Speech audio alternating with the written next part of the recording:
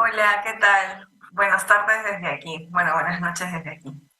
Pero siempre, Bueno, siempre siguiendo la política peruana que además que nunca aburre. Y hay una cosa que sí quería comentar. Al principio y terminando de ver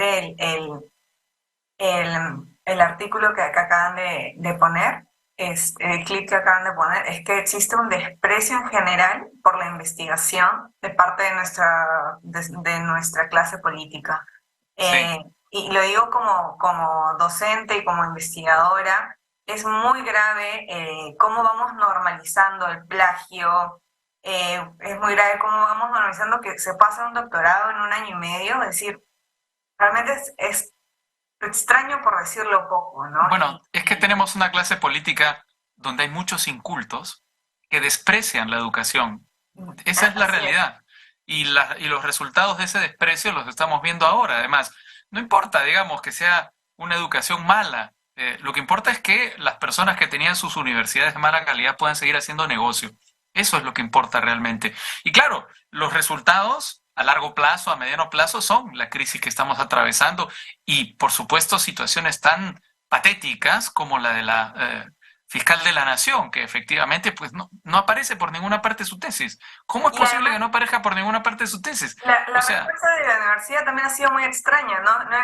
No era obligatorio archivar o poner en repositorios las tesis doctorales. Es decir, está sí, claro que estamos viendo universidades empresa que no buscan la, fomentar la educación de calidad, como bien mencionabas. Y, sí, o sea, pero eso es bastante desalentador a las y los peruanos y además vamos entendiendo a los cargos y los títulos como meros instrumentos en lugar de la construcción de mayor conocimiento, diálogo sí. y, y, y no sé, pues y la creación de nuevas metodologías y estudios, ¿no? Sí, Abordajes de problemas. es sorprendente y lamentable esto que mencionas tú, ¿no? Ahora, hay casos en los que se justifica, por decirlo de alguna manera, digamos, la falsificación de títulos cuando ese título digamos, es un requisito para obtener un trabajo, digamos, ¿no? Ahora, esta práctica ocurre básicamente eh, de manera generalizada y no necesariamente por alguna justificación, sino a veces por una cuestión de mero estatus. Es una cosa bien rara también. No sé si lo has notado.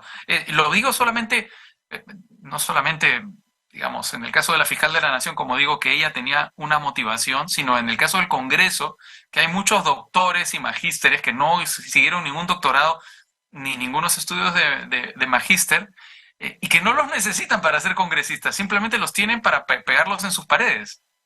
No, y además es una manera, una supuesta manera de comprobar su conocimiento sobre ciertas temáticas. Y claro, como dices, es una cuestión de mero estatus en lugar de identificar que los estudios de maestría como los de PhD son importantes y además son un proceso largo que te brinda herramientas que supuestamente podrías generar, por ejemplo, mejores proyectos de ley, los cuales no es lo que sucede, por ejemplo, en el Congreso de la República.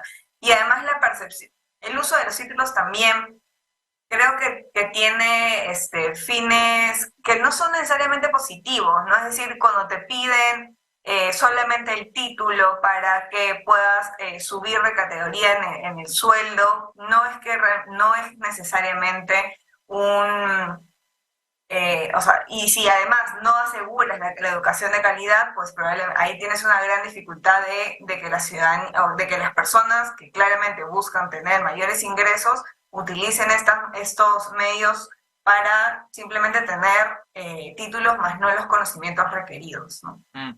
Abrirá una investigación la fiscal de la Nación contra la presidenta de la República con todas las denuncias que está acumulándose por financiación ilícita durante su campaña y por la manera en que manejó la entrega de cargos cuando estuvo en el poder. Yo espero que por presión sí, pero en el Perú es complicado identificar qué es lo que pueda suceder. En todo caso, también podría suceder que tipifiquen erróneamente, ¿no? A propósito. Entonces, las Ajá. investigaciones se pueden caer por ahí. Lo que encontramos es que, como bien señalabas al inicio del programa, hay ese doble raseo, esa continua vigilancia que me parece además muy buena y saludable en democracia que se ha tenido contra Pedro Castillo, más no con Dina Boluarte, teniendo en Sí. cuenta no solamente este tema de financiamiento político, sino es con especial énfasis en las violaciones de derechos humanos que se han ejercido dentro de su gobierno. Sí. Ahora, eso es una cosa bien llamativa, ¿no? Es decir, esta forma de atrincherarse que se ha vuelto el ejercicio de la política en nuestro país. Es decir, no importan los principios, importan los aliados exclusivamente. Yo creo que eso es uno de los ingredientes, una de las herramientas que nos ha llevado al lugar de polarización en el que nos encontramos y, por tanto, al lugar de descomposición al mismo tiempo que nos encontramos. A ver, hay que tener en cuenta lo siguiente, los aliados no son tales, o sea, es decir, son coaliciones muy débiles que se tienen con ciertos políticos, no es que necesariamente compartan ideología, eh, se buscan básicamente o se van organizando básicamente por qué es lo que les conviene en corto plazo, no en medio, ni en mediano ni en largo plazo. Entonces lo Sí, que encontramos son esas pequeñas coaliciones, como menciono, que son bastante débiles. Entonces, si es que, por ejemplo, Dina Boluarte empieza a perder por completo el apoyo que tiene en el Congreso por esas pequeñas alianzas o negocios o negociaciones que nosotros no conocemos con los parlamentarios y se vuelve una persona insostenible, pues la fiscal de la Nación no va a cargar ese peso, ¿no? Es ujú, decir, esto es hasta que aguante. Es ujú, decir, los apoyos son muy débiles. Y hay mm, otro tema, en términos de polarización, creo que eso se muestra especialmente en la élite política, ¿no? No necesariamente esto se evidencia dentro de la población. Creo que mayoritariamente la ciudadanía está bastante harta de nuestra clase política y sí. son pocos, pero ruidosos, aquellos que apoyan un bando u otro. Y yo también quería hacer un comentario sobre lo que señalaste al inicio respecto a Dina Boluarte y su relación con Pedro Castillo. Hay que tener en cuenta que estamos en un marco de partidos políticos bastante débiles en donde los políticos básicamente no se conocen en muchas ocasiones o se conocen recién dentro de la campaña y Sí. estas alianzas y apoyos que se han señalado no necesariamente es porque se tiene una fidelidad, un compañerismo de parte de militancia, no. Es decir, es porque se convienen por un momento Ah, por y supuesto, así. no son, digamos, vínculos orgánicos, no, No, son vínculos circunstanciales, sí. pero, digamos, una de las grandes defensas de Pedro Castillo durante la campaña, una de las voces que lo defendió de manera, yo creo que más sólida, fue la propia Dina Boluarte, no podemos olvidarlo. Es decir, Pero sea o ella no no le sea iba a atacar a orgánico, Pedro Castillo porque pero perdería eso es ella una misma. forma, pero es una forma de hipotecarse, pues de todas formas, ¿me entiendes? Es decir, o sea, es innegable que hay un vínculo, sea circunstancial u orgánico. Hay un vínculo que los ata, formaban parte de la misma plancha. Claro, pero eso no significa que, o sea, como bien señalas, este vínculo no se mantenga a lo largo del tiempo. Y además, hemos visto cientos de políticos que Sí, apoyan un momento a otro político o a cierta ideología o posición y pasa poco tiempo y después se desconoce por completo esta sí, posición inicial, ¿no? totalmente. O No, sea, lo que tú me estás diciendo es que es fácil traicionar con este esquema de política peruana.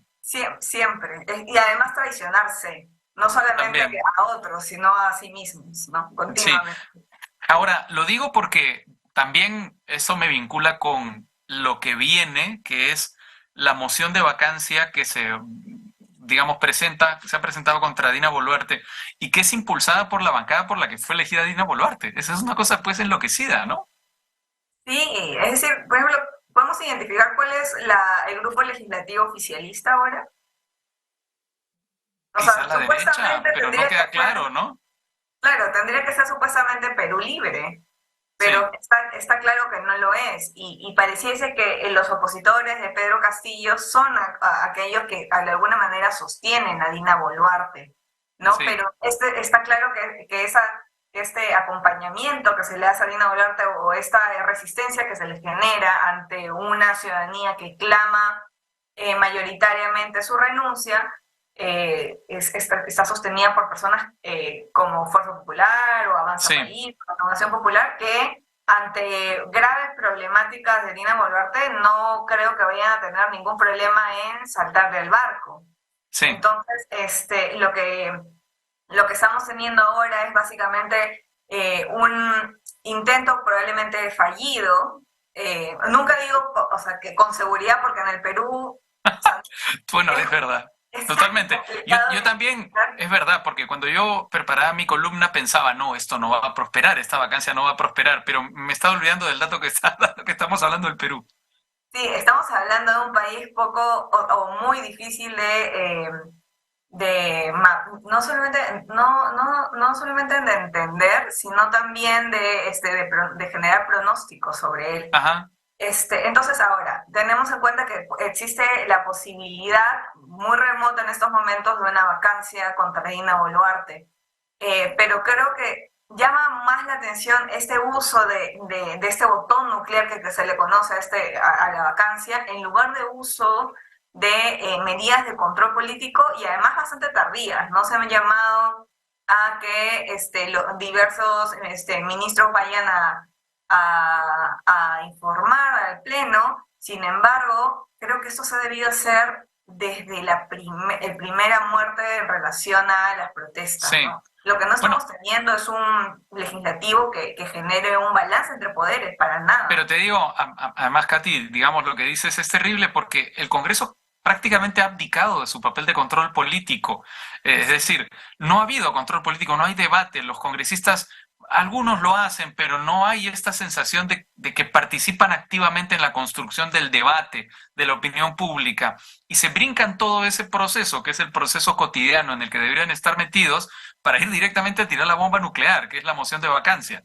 claro, se ha normalizado este uso de medidas que realmente no son de control político. Al principio yo las identificaba como tales, pero discutiendo con algunos amigos del derecho me di cuenta que no, eso no determina, porque además quiebra por completo el balance entre poderes, ¿no? Sí, Ahora, también hay que considerar que estamos ante un Congreso que genera contrarreformas. Pensemos también estos retrocesos sobre las sanciones que se les genera a las y los candidatos en términos de incumplimiento ante el financiamiento, los reportes de financiamiento político. sí. Entonces, estamos en un Congreso muy peligroso, no solamente por su mal papel en la generación de control político, sino también por los nocivos retrocesos que estamos teniendo ante políticas ya avanzadas. Y ni qué decir sobre la educación. Es decir, Sí. ahorita vamos a ver constantemente a nuevos jóvenes que van a ser estafados,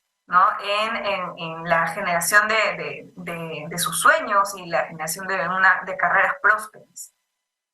Pero no es solo eso, porque es verdad, la educación de mala calidad es estafa, pero es peligrosa.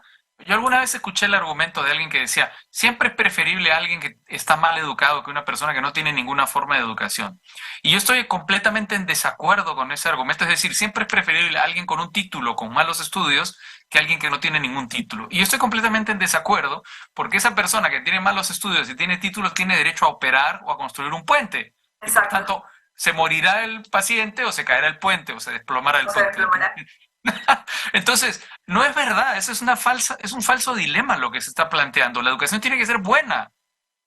Y punto, claro. Tiene que tener estándares mínimos, ¿no? Y recordemos Totalmente. toda esa lucha que se tuvo desde el Congreso. O sea, pareciese una locura pensar esto, pero el Congreso fue el que intentó generar también políticas a favor de la educación, ¿no? Pensemos en estas importantes comisiones de educación que teníamos antes, ¿no? Que hablar y que además intentaban hacer, a ver, creo que no solamente era el Congreso, sino también era un papel fundamental el de los medios de comunicación que pusieron ese tema en la agenda. Ujú. Eso es lo que no tenemos ahora.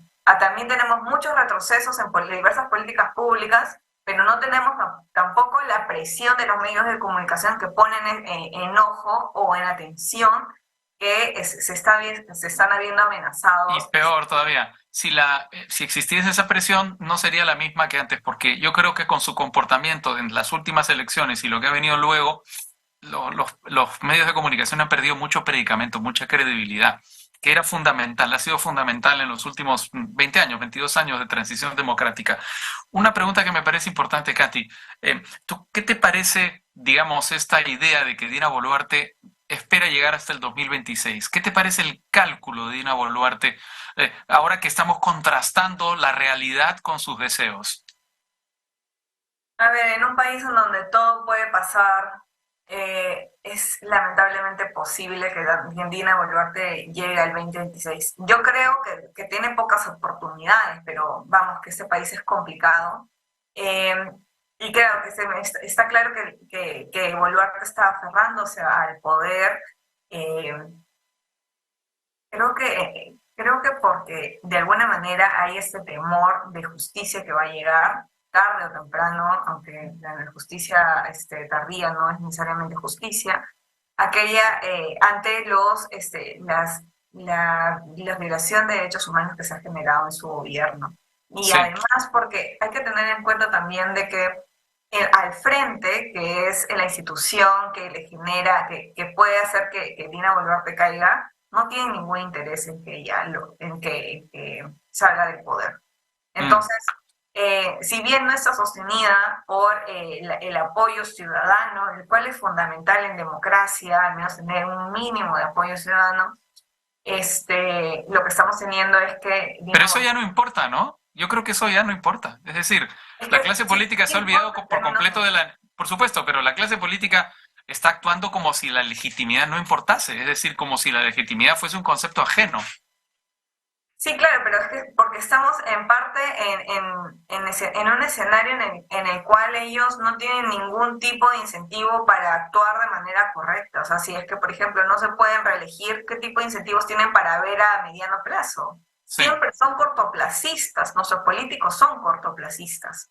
sí, Entonces, en ese sentido, lo que estamos viendo es que ellos están intentando sacar el jugo a los beneficios que le genera no solamente o sea, el ser parlamentarios, ¿no? No solamente en términos económicos, sino también en términos de poder. sí. Entonces, está claro de que eso es lo que están buscando nuestros actores políticos, ¿no? Es decir, tener el mayor beneficio en lo que les dure su tiempo dentro del poder, que claramente es corto, ¿no? Ahora, lo Pero más muy triste, corto. totalmente, y a eso es a lo que iba justamente, porque Katy, la sensación es que eh, como están las cosas, las decisiones que se toman desde la política, desde el legislativo y el ejecutivo, necesariamente vienen siendo las más gravosas para el país. Todas. Es decir, todas están de espaldas a las necesidades del país y todas le causan un profundo daño. Sí, a ver, y esto es una de las preocupaciones que hemos estado teniendo desde la ciencia política ya hace un tiempo, ¿no? El hecho de que la democracia pierda sentido. ¿Para qué vas a elegir por 5 años a parlamentarios? Que además nosotros, muchos de los académicos te decimos, no, pero tienes que reelegirlos, ¿no? Mantén una clase política o genérala al menos relativamente estable cuando los políticos constantemente le están diciendo a la ciudadanía que están actuando a favor de sus intereses propios en lugar del bien común. Entonces, si tú como ciudadano o ciudadana ves continuamente que tus políticos no te representan y que claramente tienen esta agenda particular, entonces el elegirlos deja de tener sentido. Y vas Mm. prefiriendo en todo caso a un líder o una lideresa que no necesariamente respete las reglas democráticas y que te brinde de alguna manera algún tipo de solución ante tus Pero yo necesidades. diría incluso que es peor porque la sensación es que se rompe el contrato social y entonces lo que prima es la anarquía. Y cuando hablo de anarquía, por supuesto, no hablo de, digamos, V de Vendetta, ¿no? Estoy hablando de una situación mucho más aterrizada y que yo creo que está mucho más presente en la concepción que tienen de ciudadanía los peruanos, que es que hay que salvarse como se pueda, solo, en contra, digamos, del Estado y muchas veces en contra de los derechos del prójimo, de los demás ciudadanos. Claro, pero esa es cuestión bastante individualista, la dejar Exacto. de pensar en el otro como un ser humano que también tiene derechos y deberes, que también debe ser respetado, aunque no tienes que estar de acuerdo con esa persona, pues se va perdiendo, pero es algo que ya se ha estado perdiendo hace bastante tiempo según el Latinobarómetro, ¿no? Es decir, la ciudadanía no tiene confianza con sus vecinos, con el que está al lado. Y esto hace mucho más complicado la generación de la política per se, ¿no? La política siempre es en comunidad y, y la política no tenemos que verla desde una cuestión como muy lejana, los congresistas, los ministros, sino también desde nuestro rol como ciudadanos, ciudadana, ¿no? Es decir, cómo es que nos vamos interactuando con el otro y vamos, por ejemplo, solicitándoles cosas pequeñas o significativas a las autoridades más cortas, pero no se puede hacer mucho si es que uno va de manera individual, ¿no? Siempre la fuerza proviene mayoritariamente pues de las agrupaciones, el de tener organización con otros y Mm. otras. De acuerdo, Catherine Segarra, como siempre, un gusto conversar contigo. Que estés muy bien. Gracias por También participar en Al Vuelo. un abrazo, cuídate. Hasta pronto, un gran saludo.